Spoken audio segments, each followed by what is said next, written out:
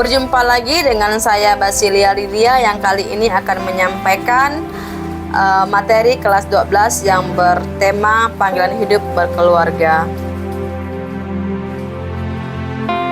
Makna perkawinan, pandangan tradisional, perkawinan adalah suatu ikatan yang tidak hanya menyatukan mempelai, tapi juga menghubungkan kerabat dari kedua belah pihak. Pandangan hukum, perkawinan merupakan janji kedua mempelai untuk hidup bersama yang diikrarkan di hadapan masyarakat, agama, dan negara. Pandangan sosiologis, perkawinan adalah persekutuan hidup yang memiliki bentuk, tujuan, serta hubungan khusus di tengah masyarakat. Pandangan antropologis, perkawinan adalah persekutuan yang berawal dari cinta dan berkembang berdasarkan kasih sayang. Makna perkawinan menurut agama Katolik, perkawinan adalah sakramen yang mengikat kedua mempelai di hadapan Tuhan. Beberapa pandangan tentang perkawinan.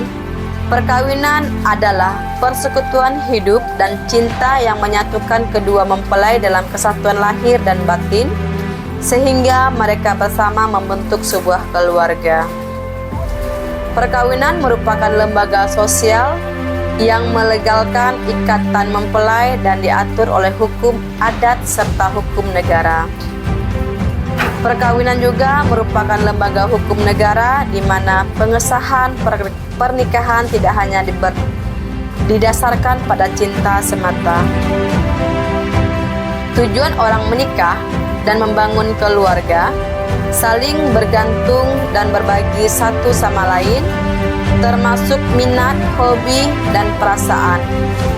Memulai sebuah keluarga dengan memiliki keturunan, menjadi orang tua, membangun rasa aman, dan menciptakan keluarga yang bahagia, menjalani kehidupan seksual yang halal setelah menikah dengan tujuan memiliki keturunan, saling memahami, di mana pasangan dapat mengerti kebutuhan dan keinginan masing-masing setelah menjalani hari-hari bersama. Menumbuhkan rasa tanggung jawab, sehingga pasangan menyadari pentingnya menjaga masa depan pernikahan dengan penuh kesadaran. Mengelola keuangan lebih baik agar dapat mengatur pengeluaran dan menghindari pemborosan. Menciptakan kehidupan yang berkualitas di mana pasangan saling mendukung untuk kebahagiaan bersama. Alasan perkawinan perlu dipersiapkan. Perkawinan bukanlah hal yang biasa dianggap main-main, melainkan sesuatu yang penting dan merupakan panggilan utama bagi manusia. Perkawinan adalah hal baru bagi pasangan, sehingga memerlukan persiapan yang matang. Persiapan diperlakukan agar kehidupan rumah tangga dapat berjalan harmonis dan terhindar dari konflik di kemudian hari. Apa saja yang perlu dipersiapkan? Persiapan mental agar mampu menerima perbedaan yang akan muncul dalam kehidupan rumah tangga. Persiapan finansial untuk menjamin kesejahteraan keluarga. Persiapan fisik sebagai kesiapan menghadapi dinamika kehidupan keluarga.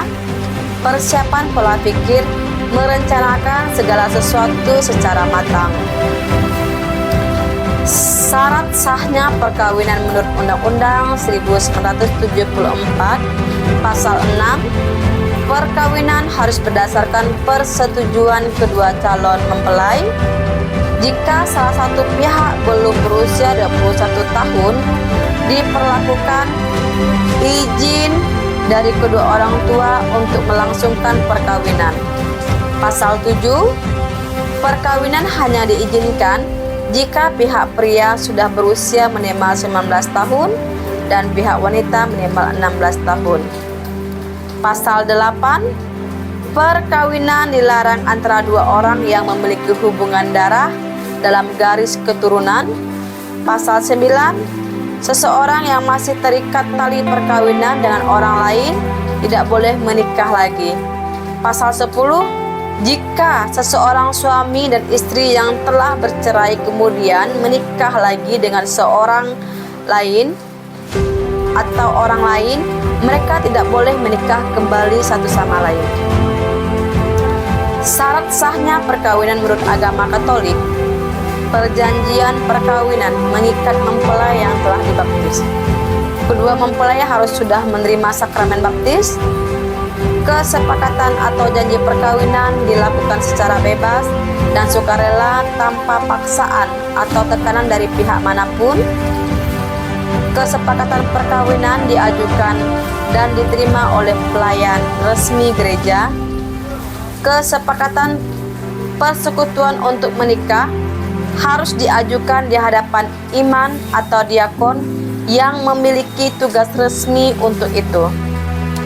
Berkat gereja dan pengesahan sakramen, imam atau diakon yang memimpin akan memberikan berkat gereja dan meneguhkan sakramen perkawinan. Dengan itu, pasangan resmi diakui sebagai suami istri dalam status gereja Katolik. Persiapan pernikahan: sebelum pemberkatan, calon mempelai harus menjalani persiapan perkawinan yang biasanya berupa kursus atau pembinaan. Materi persiapan mencakup pengajaran tentang martabat kasih suami istri, peran masing-masing, dan nilai-nilai perkawinan Katolik. Faktor yang membahayakan perkawinan: perbedaan prinsip, termasuk perbedaan agama, pandangan karir, atau pandangan tentang anak. Hal ini sering menjadi alasan perceraian. Kekerasan menjadi salah satu faktor utama yang mendorong suami istri untuk menggugat cerai. Perselingkuhan seringkali berkaitan dengan hubungan atau aktivitas seksual di luar pernikahan. Kecanduan meliputi kebiasaan merokok berlebihan, mabuk, serta menggunakan obat-obatan terlarang. Masalah keuangan, kesulitan finansial dapat memicu ketegangan yang berujung pada perceraian. Komunikasi yang buruk, kekurangnya komunikasi yang sehat dapat merusak keharmonisan rumah tangga hingga menyebabkan perpisahan. Sikap yang harus dibina agar suami istri tetap mesra dan bahagia: saling mengerti, memahami kehidupan, pengalaman, dan suasana hati pasangan agar tercipta rasa tentram dan keluarga. Saling menerima segala kelebihan dan kekurangan pasangan. Jika hal ini diabaikan, dapat memicu ketegangan dalam keluarga. Saling menghargai. Jika tidak terjalin penghargaan yang baik, suasana keluarga akan menjadi tegang dan rawan percecokan. Saling mempercayai. Kurangnya kepercayaan pada pribadi dan kemampuan pasangan akan menimbulkan kekecewaan, kecemasan, ketegangan, serta pertentangan dalam keluarga. Saling mencintai diwujudkan dengan sikap lemah lembut dalam berbicara, memberi perhatian, bijaksana dalam bergaul, menghindari sikap egois, serta tidak mudah tersinggung, sehingga kasih sayang dapat terus terjaga. Usaha untuk menghadapi kesulitan dalam perkawinan. Agama memberikan tuntunan dan bimbingan kepada pasangan suami istri agar terhindar dari perbuatan tercela, serta menanamkan nilai-nilai kemanusiaan agar mereka dapat saling memahami. Pemerintah membuat peraturan perundang-undangan, menegakkan kinerja aparat penegak hukum, serta memberikan keadilan dan perlindungan terhadap hak asasi manusia. Diri sendiri dalam hal keuangan, bersikaplah terbuka, tingkatkan kesadaran akan hak dan kewajiban masing-masing, bersikaplah bijaksana dalam mendidik anak, jujur kepada pasangan, dan berhenti mengkritik. Mulailah dengan memberi nasihat secara baik. Kewajiban suami, istri, dan anak. Suami memberi nafkah, membantu istri dalam mengurus rumah tangga, menjadi pemimpin keluarga, menyelesaikan masalah dengan bijaksana, penuh pengertian, menghormati serta bersikap sopan kepada keluarga istri, sabar, jujur, dan menjaga kepercayaan dalam keluarga. Istri mendapatkan nafkah lahir batin, diperlakukan secara manusiawi, memperoleh perlindungan, membantu suami dalam mengelola rumah tangga, tidak mempersulit suami, menjaga diri serta kehormatan keluarga. Anak berbakti kepada orang tua, tidak membantah atau melawan, menafkahi orang tua jika sudah mampu, melaksanakan ibadah, bersikap sopan, dan menjaga nama baik serta kehormatan keluarga. Pentingnya pembinaan iman dalam keluarga. Iman menjadi dasar dalam membentuk perilaku anggota keluarga. Iman membantu keluarga dalam menghadapi berbagai krisis yang mungkin terjadi. Iman mengarahkan setiap anggota keluarga untuk melihat segala sesuatu dari sudut pandang Tuhan. Bentuk-bentuk pembinaan iman: berdoa bersama, membaca kitab suci, mengikuti kegiatan pembinaan iman yang berkaitan dengan kehidupan keluarga. Hambatan pembinaan iman dalam keluarga: suasana keluarga, kurangnya komunikasi, saling menghormati, dan kepercayaan antara anggota keluarga dapat menimbulkan percekcokan dan pertengkaran. Budaya keluarga mengutamakan hal-hal bersifat materi, mengesampingkan nilai-nilai agama, serta bersikap acuh tak acuh terhadap kehidupan beriman. Perbedaan iman: keluarga tidak dibangun dalam kesatuan iman, sehingga sulit menjadi pembinaan iman bersama. Hal yang perlu direncanakan untuk mewujudkan keluarga sejahtera: menjaga cinta sebagai dasar dalam kehidupan berkeluarga, membangun komunikasi yang baik, memahami dan menjalankan hak serta kewajiban masing-masing, merencanakan kehidupan keluarga dengan penuh tanggung jawab. Kesulitan dalam merencanakan keluarga sejahtera. Pengaruh budaya yang masih menganut slogan banyak anak banyak rezeki. Rendahnya etos kerja, terutama karena kurangnya kerjasama antara pemerintah daerah dalam mendukung program keluarga sejahtera. Peraturan perundang-undangan yang belum sepenuhnya mendukung program tersebut. Lemahnya pengendalian pertumbuhan jumlah penduduk. Kurangnya pengetahuan dan kesadaran masyarakat akan pentingnya program keluarga sejahtera. Pandangan agama Katolik tentang keluarga berencana. Penggunaan alat kontrasepsi dianggap tidak diperbolehkan karena setiap hubungan suami istri harus tetap terbuka terhadap kemungkinan hadirnya kehidupan baru. Selain kontrasepsi, tindakan sterilisasi juga dianggap tidak sah karena termasuk dalam metode pengendalian kelahiran yang bertentangan dengan ajaran moral serta prinsip pernikahan dengan agama Katolik. Alasan terjadinya kawin campur: salah satu dari pasangan memiliki ketertarikan terhadap pasangan secara fisik, hobi, maupun aspek sosial ekonomi.